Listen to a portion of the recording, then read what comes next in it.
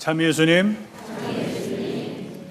오늘도 우리가 대림 제2주를 맞이해서 이렇게 대림 초의 초를 밝히고 두 번째 주간을 맞이하면서 특히 세례자 요한의 이야기가 루카를 통해서 우리에게 전해지고 있습니다. 오늘 루카 복음사가는 세례자 요한에 대한 그러한 역사적인 것을 밝히기 위해서 총독으로는 바로 빌라도가, 그리고 갈릴레아의 영주로서는 헤로데, 우리가 많이 익혀지는 그런 이름이죠. 그리고 필리포스에 대한 이야기를 쭉 하고 그 다음에 이어서 가야파와 한나스 대사제에 대한 이야기를 합니다. 이미 그때 세례자 요한은 하느님의 말씀을 받아들이고 마지막 예언자로서 이제 활동을 하게 됩니다. 오늘 세례자 요한은 바로 광야에서 외치는 이의 소리다, 이렇게 얘기를 합니다. 그건 어디서 나온 얘기죠? 바로 이사야 40장에서 3절에서 5절까지 이야기죠. 이사야는 바로 예루살렘의 멸망을 내다보고, 그래서 하느님께서 이스라엘을 버리시는 것으로서 이스라엘 사람들이 절망과 또 앞날의 암울한 그러한 조국의 그러한 아주 황폐한 속에서 이스라엘 사람들이 바빌론을 유배를 한 그러한 역사적인 사실을 회고하고, 그러나 세례자 요한은 그것이 끝나는 것이 아니라 하느님께서는 바로 그들에게 희망을 주시는 메시지를 오늘 전해주고 있습니다. 바로 여러분, 우리가 길이라는 것은 직선적인 길이 없잖아요. 그래서 굽어진 길을 곧게 하고 또 높은 그런 언덕은 낮아지고 또 낮아진 그런 계곡의 이런 곳은 이제 메워져서 그래서 평탄한 평지가 되라고 이렇게 얘기를 합니다. 왜 이런 표현을 썼을까요? 그것은 바로 그들의 유배에서 아주 오랫동안 메시아를 기다렸는데 하루빨리 메시아가 오시기를 고대하는 문학적인 표현이죠. 그래서 오늘 이사야 예언서의 이런 이야기는 바로 우리가 오늘 무슨 독서를 들으셨어요? 오늘 제일 독서가 뭐로 우리가 들었어요? 잘 알려지지 않은 거지만 바룩서를 들었습니다. 바룩서라 하면은 예레미야 예언자하고 같이 연결됩니다. 예레미야 예언자는 우리가 잘 알듯이 특히 예루살렘의 그런 멸망, 이스라엘에게 그 이스라엘 제국이 멸망하고 또 유다 제국이 멸망하는 그런 가운데서 제발 악의 길로 나가지 말아라. 그리고 남북이 서로 화합하고 하나가 되라고 얘기하지만, 그러나 사람의 어리석음은 더 이스라엘의 제국의 멸망을 교훈 삼지 않고 유다는 결국은 587년에 기원전 그 시간에 멸망의 길로 가죠. 그래서 정말 슬픔의 그런 이야기를 이제 전해주고 있는 예레미야와 함께 같이 비서관이라고 얘기를 하지만은 바룩이라는 예언자가 바로 똑같이 이사야와 예언자 또 예레미야 예언자와 같은 이스라엘의 멸망을 얘기합니다. 근데 이게 잘 들어보면 조금 희망적인 이야기를 하고 있습니다. 어떤 희망적인 얘기죠? 바로 예루살렘이라는 것을 하나 인격화시킵니다. 의인화. 그래서 너라고 부르죠, 예루살렘을. 그 너라는 얘기는 뭐예요? 이스라엘 전체를 얘기하는 겁니다. 그래서 박해자들, 다시 원수들이 이제 네가 보는 앞에서 이스라엘 사람들을 끌고, 그래서 신발도 신지 못하고 맨발로 끌려가는 그런 아주 비참한 모습으로 떠나갔지만, 그러나 하느님께서는 그들을 끌려간 그 사람들을 왕자처럼 이렇게 영광스럽게 올려서 다시 데리고 오리라, 이렇게 얘기를 합니다. 바룩은 그것으로 끝나지 않고 또 어떤 것을 얘기합니까? 이제 우리가 삶이라는 게 그렇잖아요.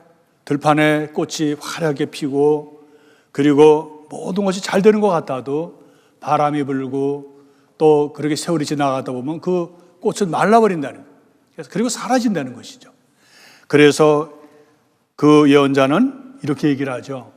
사람이 설령 허무하게 사라지고 없어진다 하더라도 하나님께서 약속하신 말씀은 절대로 변하지 않고 영원하시다라는 얘기를 하면서 오늘 다시 하느님께서는 메시아의 모습인데 어떤 메시아로 오셔요?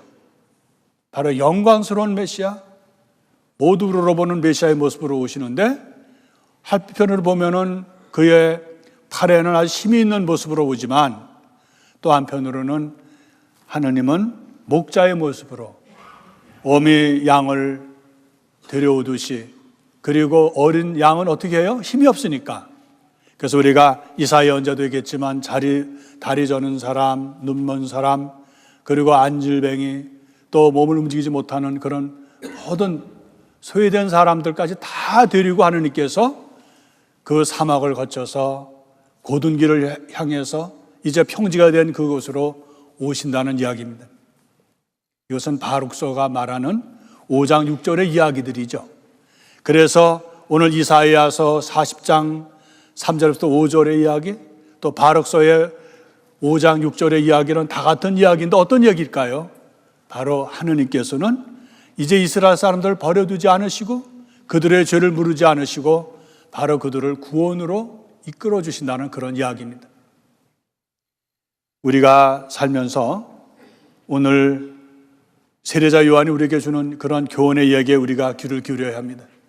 세례자 요한은 바로 그분은 메시아죠. 오시는 분은 내가 감히 그분의 신발의 끈을 메어드릴 자격도 없다. 그리고 나는 또 다른 교회에 그런 얘기를 하죠. 그분은 날로 커지셔야 되고 나는 작아져야 된다. 우리가 세상에서 특히 미국 사회에서 보면은 영웅이라는 말을 많이 합니다. 주인공. 내가 그래도 대단한 사람으로 스포츠를 그렇든 영화 배우든 시네마든 어디에서든지 주인공이 되는 것을 굉장히 초점으로 맞춥니다만은 세상은 그런데 세상은 내가 대단한 사람으로, 세상은 내가 주인공으로, 세상은 내가 굉장히 영광스러운 영웅으로 나누는 것을 좋아합니다만 오늘 세례자 요한의 모습은 어때요? 영웅이 아니라 바로 낮아지는 모습, 그분은 커지시고 나는 작아져야 되는 종의 모습으로 그렇게 우리들에게 전해주고 있습니다. 그런데 세례자 요한은 우리 교회가 아주 사랑하는, 존경하는 분입니다. 왜? 스스로 메시아를 위해서 자기의 모든 삶을 내어놓았기 때문에 그렇습니다. 우리가 성모님도 마찬가지고 세례자 요한도 그렇고 다 그리스도의 중심으로 내가 그분을 영접하고 그분을 준비하고 그분의 길을 마련하는 것으로 이렇게 나오고 있습니다. 오늘 세례자 요한은 우리들에게 무슨 얘기를 할까요? 그는 요르단강 주위를 다니면서 유대 사막을 또 중심으로 해서 다닌다고 했습니다. 그 사람의 주제는 뭘까요? 바로 죄를 용서받는 회개의 세례를 받으라고 합니다. 우리가 죄를 용서받는 회개라는 것은 무엇일까요, 그러면요? 우리가 무엇을 회개를 해야 되죠? 제가 우리 본당에 여러분 달력이나 이런 데 새겼던 문구 하나 생각나셔요? 좋게 생각하고 좋게 말하자. 너무 크게 쓰면 여러분들이 잊어버릴까 봐 아주 조그맣게 써가지고 그게 무슨 말을 썼나 하고 들여다보도록 보일 듯 말 듯 그렇게 써놨어요. 좋게 생각하고 좋게 말하자. 아마 우리 대림절에 좋은 주제일 것 같아요. 좋은 생각이라는, 좋게 생각하고 좋게 말하자는 것 때문에 그런지 그 잡지 중에 좋은 생각이라는 잡지가 있어요. 거기에서 제가 화목한 가정이 되려거든 하는 제목이 있길래 보니까 아주 짧은 글이 하나 있어요. 어느 집안이 아주 부부가 무척 싸워요. 매일 안 싸우면 섭섭할 정도로 싸우는 집안이 있었어요. 또 동네 사람들은 그 부부를 뭐라고 별명을 지었냐면 닭벼슬 부부라 그랬어요.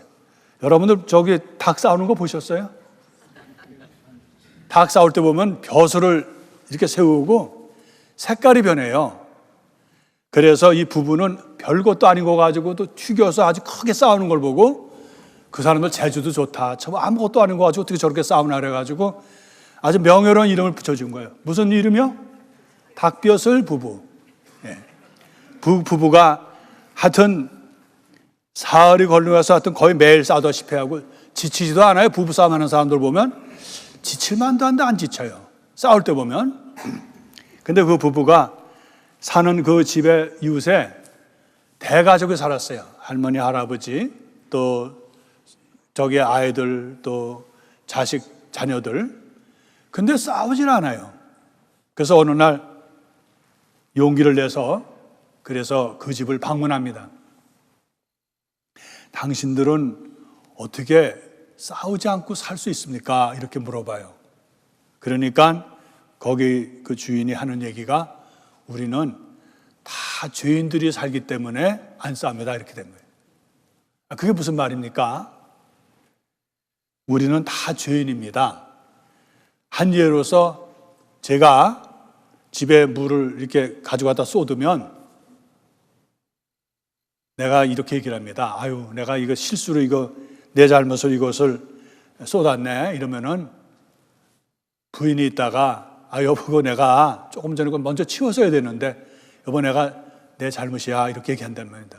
이 광경을 보던 어머니가 얘야, 내가 이 늙은 나이에 그걸 또 보고도 내가 미리 치우지 않는 내가 잘못이지 해서 모두가 어떻게 돼요? 집안 식구가 다 죄인이라는 거예요. 그래서 우리가 죄인이기 때문에 안 싸운다는 거예요. 형무소 가면은, 교도소 가면 다 의인이라 그러죠. 나는 아무 잘못도 없는데라고 얘기하죠. 예. 다 보면은 가서 면담해 보면 나는 억울합니다. 나는 정말 부모님 잘못 만나서 이랬지. 심지어는 아주 그렇게 얘기까지 합니다. 내가 잘못한 게 없다 그럽니다. 여러분들 우리 저기 미사 때 오늘 고백의 기도 하셨죠? 같이? 그래서 우리가 고백 기도하면서 뭐라 그럽니까? 제 탓이요? 제 탓이요. 한 번 또 심심해서 그런지 한 번 더 아주 해서 저의 큰 탓이 없냐 합니다. 어떤 사제는 사제가 돼가지고 우리가 너무 형식적이다. 그래가지고 마이크에 대놓고 해요. 이렇게 팡팡 소리가 나게. 예? 제 탓입니다. 그래서 그 교우들도 좀 세게 치라 그래가지고 가슴이 터지도록 이렇게 친다 그래요. 잘못하면 우리가 형식적인 것이 되죠. 우리가 말로는 미사 때 정말 내 죄를 내 잘못이라고 해놓고 나가서 과연 우리가 정말 그렇게 살까요? 우리는 많은 경우에 남의 탓으로 돌립니다. 네가 잘못됐으니까, 네가 그러니까, 네가 그렇지 않으면 내가 해서 많은 경우로 부부서부터 시작해서 잘 들어보세요. 다 네 탓이에요. 내 탓이 아니고 네 탓. 지금은 하도 네 탓, 내 탓이랑 구분이 안 되니까 제 탓으로 바꿨죠. 왜냐하면 발음이 그렇잖아요. 내 탓, 네 탓은. 그전 내 탓이요, 네 탓이요. 그게 발음이 안 돼가지고 구분할 수가 없어가지고 교회가 제 탓으로 바꿨습니다. 그건 하는 우스갯소리고 겸손한 뜻으로 바꾼 거지만 부부의 싸움을 잘 보면요. 많은 경우가 아무것도 아닌 거 가지고 내가 옳은 거야, 내가요. 그래서 당신은 틀린 거야. 당신 내가 가르쳐 줘야 돼. 우리가 살면서 가장 아름다운 뭘까요? 사람이 그럴 수가 있어? 우리가 보통 그렇게 얘기를 합니다. 남 험담하고 남 욕할 때, 남을 한없이 내가 판단할 때 거기에는 꼭 바탕에 사람이 그럴 수가 있어 이렇게 얘기를 합니다. 우리 수도다 욕할 때, 사제들 욕할 때, 교우들 욕할 때, 그리고 남자 욕할 때, 여자 욕할 때 다 거기에는 뭐가 들어가면 공통적인 게 뭐예요? 사람이 그럴 수가 있어 그렇게 합니다. 그래고 욕을 합니다. 그런데 나이가 들고 우리가 기도하고 내가 정말 잘못한 것을 깨닫게 되면 뭐라고 대답을 합니까? 사람이 그럴 수 있다 이렇게 바뀝니다. 사람이 그럴 수 있지. 너도 그럴 수 있을 거야. 옛날 같으면 네가 그럴 수가 있냐? 네가 사람으로서 어떻게 이 동네에 와가지고 나한테 인사도 안 하고 가냐? 뭐 그것부터 시작해서 우리는 내 이웃에게 섭섭한 마음 나한테 안 해준 거 그렇게 얘기를 합니다. 근데 세월이 지나가고 우리가 좀 더 신앙적으로 성숙한 사람은 그럴 수가 있다라고 우리가 고백합니다. 내 이웃을 그럴 수 있다, 또 그럴 수밖에 없을 것이다 라고 생각하면 할수록 나는 풍요로워진다는 거예요. 어떤 사람이 자기는 직장을 한 달을 못 잊는다래요. 바꾼다는 거예요. 제일 꼴보기 싫은 게 그 상관이라는 거예요. 상사. 뭐 이렇게 말이 많고 간섭도 많고 마음에도 안 들고 그 자기는 한 달 있다가 또 바꾸고 그런다는 거예요. 그 사람이 우리에게 보면은 굉장히 정의로운 사람 같잖아요. 근데 그 사람은 자기만 올바라요. 다른 사람 다 틀려요. 내 상사도 틀리고 내 동료도 틀리고 내가 마음에 드는 사람이 없어요. 마음에 드는 사람이 많을수록 그 사람은 사실 성질은 뭐예요? 까탈스러운 사람이에요. 자기의 세계에서 벗어나지 못하는 사람이에요. 내 세계라는 걸 딱 만들어서 다 나를 이해해야 되고 나를 떡받들어야 되고 내가 마음에 들어야 되고 내가 원하는 것을 해줘야 되는 거예요. 우리가 회개의 그런 대림절의 회개의 의미가 뭘까요? 제일 중요한 것은 나 자신에 대한 반성입니다. 남에 대한 얘기를 한 거 아니에요. 우리가 많은 경우에 쉽게 남을 판단하고 남을 욕하고 험담하고 비난하는 걸 다 들어보면 그것은 그 가운데 내가 있다는 거예요. 나라는 그 벽으로 둘러싸여서 나는 내 남편이나 내 아내를 이해 못합니다. 속상해요. 그런 사람이 또 한 가지 다행인 거는 성깔이 나쁜 사람 치고 평화로운 사람 없습니다.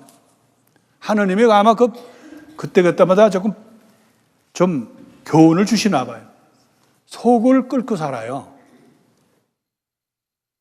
우리가 이 세상 살면서 행복해야 되잖아요. 신앙이로서 행복하고 남에게도 평화를 주고 내가 평화로워야 되잖아요. 나로 가득 차 있으면, 나로 쌓여 있으면 우리 그리스도께서 주시는 은총이 들어올 수가 없어요. 그래서 오늘 세례자 요한이 우리에게 주는 그런 죄의 용서의 회개를 위한 것이 뭔가? 나라는 거야. 나의 고집, 나의 아집, 나의 위선, 나로 똘똘 뭉쳐져 있는 이기적인 것에서 내가 벗어나야 된다는 거예요. 저는 제일 무서운 분들이 열심하다는 분들이에요. 우리 교우들 중에 그분이 열심히 해요. 성체조배 잘하지, 매일 미사하지, 뭐하지 하는 사람. 왜? 열심한 사람은 드러나지 않는 거예요, 원래. 열심하다고 드러나는 건 벌써 그 사람이 외적으로 뭘 보여주는 거예요. 뭘 기대하는 거예요. 내가 이런 사람이라고 하는 거예요.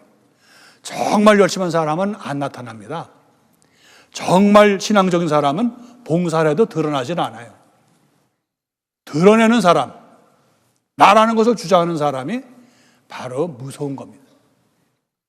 우리가 세례 성사를 받고 우리가 그리스도의 사람으로 우리가 열심히 살려고 노력을 합니다.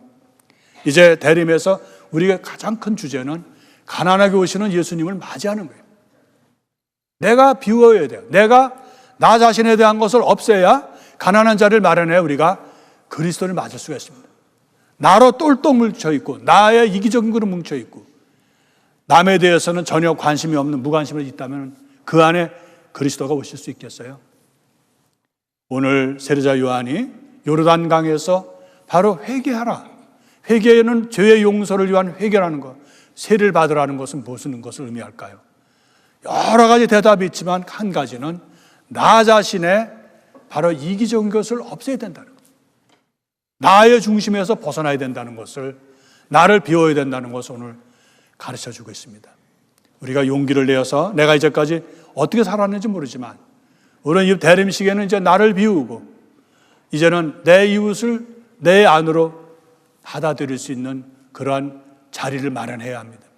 내 이웃을 받아들이고 내 소외된 사람에게 정말 내가 나눌 수 있는 것은 바로 내가 진정한 회개를 하고 내가 죄인으로서 주님 앞에 용서받는 진정한 회개의 세례를 받을 때 우리는 비로소 이 대림절의 의미를 다시 새길 수가 있습니다. 남을 탓하지 마시고 내 탓으로 돌릴 수 있는 그러한 겸손한 대림절이 될 수 있도록 함께 노력하도록 합시다.